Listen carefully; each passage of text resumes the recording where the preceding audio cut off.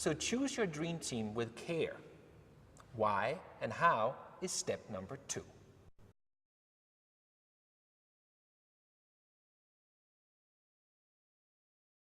One of the greatest secrets to success is to create a dream team and a dream team environment. On the surface, this sounds very easy, but it's one of the key reasons why internal innovation departments often fail at reaching their goals. A dream team is like a formula. It contains of 2 main ingredients.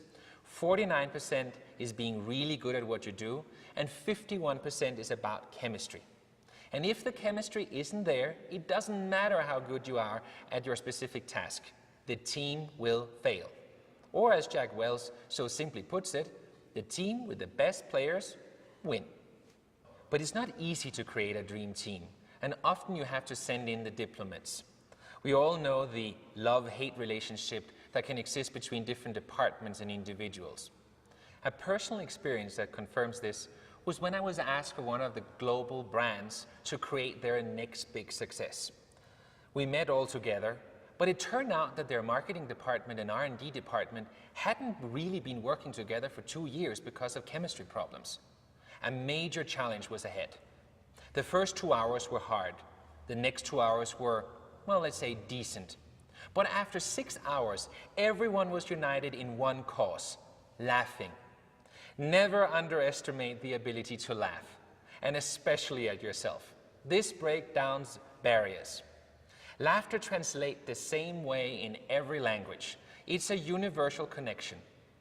Work and pleasure can be mixed, while at the same time addressing serious issues and problems the right way.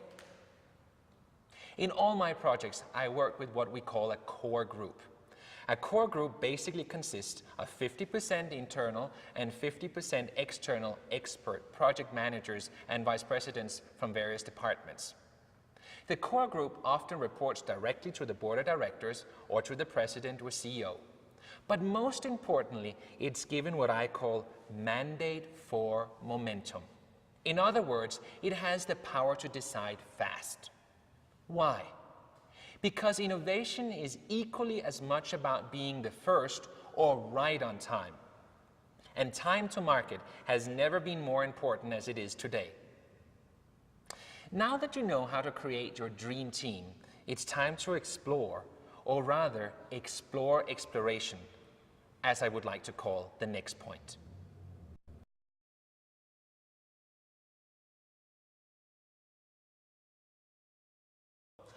Often we tend to alienate us from the group of people that we're targeting. We think we know everything about them. The fact is that our base hypotheses often should be revised. Never in history has culture and habits changed as much as they do now, and thereby also our targets.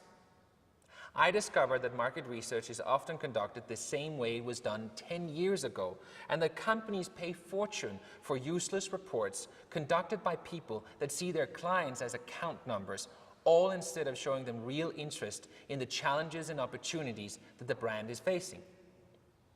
And being just a case number is not good enough when the next goal is to find the next multi-million-dollar idea. This was one of the key factors why I founded a new type of market research agency called Find Out, where quality is more important than pushing as many studies through a system as possible. I call it exploring exploration, because it's often all about thinking differently about how we collect data and use it later.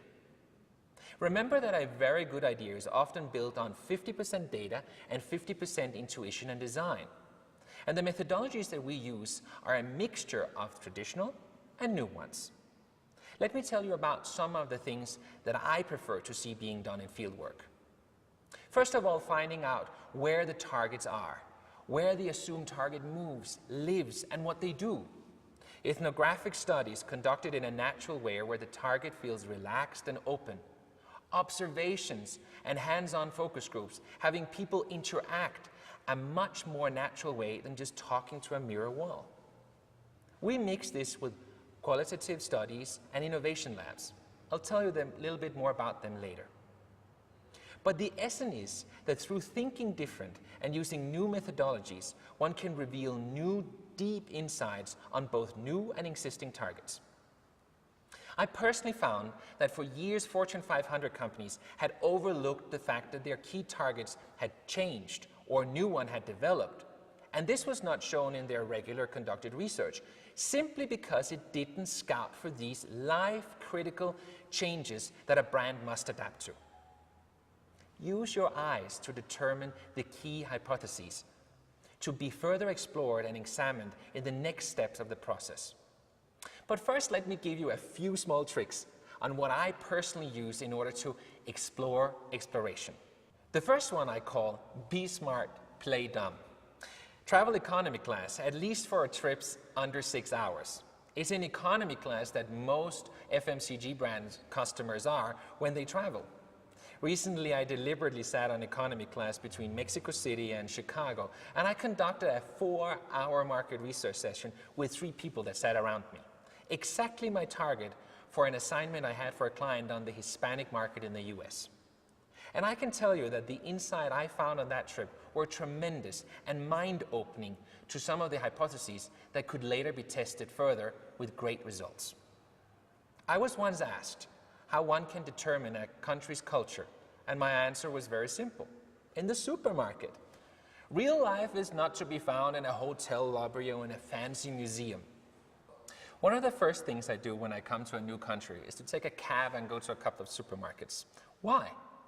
Because a supermarket is the only place where you can see contemporary design, often more than 40,000 of its kind, and get inspiration for new innovations and see life. I met a vice president for a Fortune 500 company that I was going to assist together with my team in creating a groundbreaking new innovation. And I asked him to join me at the supermarket. And during our walk and observation, he told me that it had been more than 3 years since he was in a supermarket. It was a revelation for him. We need to be where our target is going and where they live their lives. Observe it and look for the very small details. Use our eyes to create hypotheses. These exercises will not only make you a real explorer, but also prepare you for one of the most important steps in making innovation and marketing successful: finding new horizons.